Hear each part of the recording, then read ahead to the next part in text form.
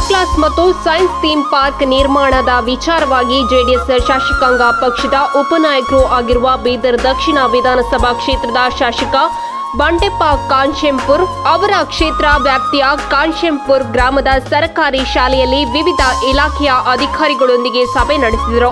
ಕಾಶೆಂಪುರ್ ಗ್ರಾಮದ ಸರ್ಕಾರಿ ಶಾಲೆಗಳಿಗೆ ಭೇಟಿ ನೀಡಿ ಸೈನ್ಸ್ ಥೀಮ್ ಪಾರ್ಕ್ ನಿರ್ಮಾಣದ ಸ್ಥಳ ವೀಕ್ಷಣೆ ನಡೆಸಿದ ಶಾಸಕರು ಬಳಿಕ ಸ್ಮಾರ್ಟ್ ಕ್ಲಾಸ್ಗಳಿಗೆ ಸಂಬಂಧಿಸಿದ ಡೆಮೋ ಕ್ಲಾಸ್ಗೆ ಚಾಲನೆ ನೀಡಿದರು.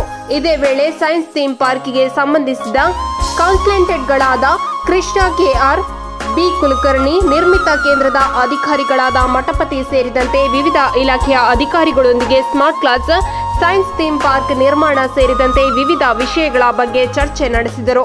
ಈ ಸಂದರ್ಭದಲ್ಲಿ ಸೈನ್ಸ್ ಥೀಮ್ ಪಾರ್ಕ್ಗೆ ಸಂಬಂಧಿಸಿದ ಕನ್ಸಲ್ಟೆಂಟ್ಗಳಾದ ಕೃಷ್ಣ ಕೆಆರ್ ಬಿ ಕುಲಕರ್ಣಿ, ನಿರ್ಮಿತ ಕೇಂದ್ರ ಅಧಿಕಾರಿಗಳಾದ ಮಠಪತಿ, ಮುಖಂಡರಾದ ಶರಣಪ್ಪ ಕಾಶೆಂಪುರ್, ರವೀಂದ್ರ ಗುಮಸ್ತಿ, ಸೂರ್ಯಕಾಂತ್, ಅಜಿತ್ ಸಾಗರ್, ಶಿವಕುಮಾರ್ ಬಾಳೆಬಾಯಿ, ಮಂಜುನಾಥ್ ಬಾಳೆಬಾಯಿ, ಶಾಮಣ್ಣ ಬಾಳೆಬಾಯಿ, ಶಿಕ್ಷಕರಾದ ಗಂಗಾಧರ್, ಅಶೋಕ್ ಸೇರಿದಂತೆ ಅನೇಕರಿದ್ದರು.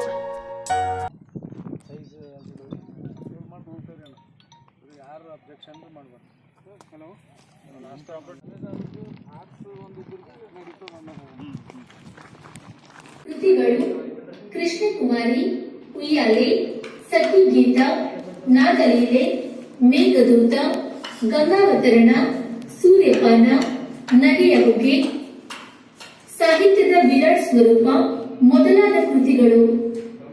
ಪ್ರಶಸ್ತಿಗಳು: ಅರಳು ಮರಳು ಕವನ ಸಂಕಲನಕ್ಕೆ ಕೇಂದ್ರ ಸಾಹಿತ್ಯ ಅಕಾಡೆಮಿ ಪ್ರಶಸ್ತಿ, ನಾಲ್ಕು ತಂತಿ ಕವನ ಸಂಕಲನಕ್ಕೆ ಜ್ಞಾನಪೀಠ ಪ್ರಶಸ್ತಿ.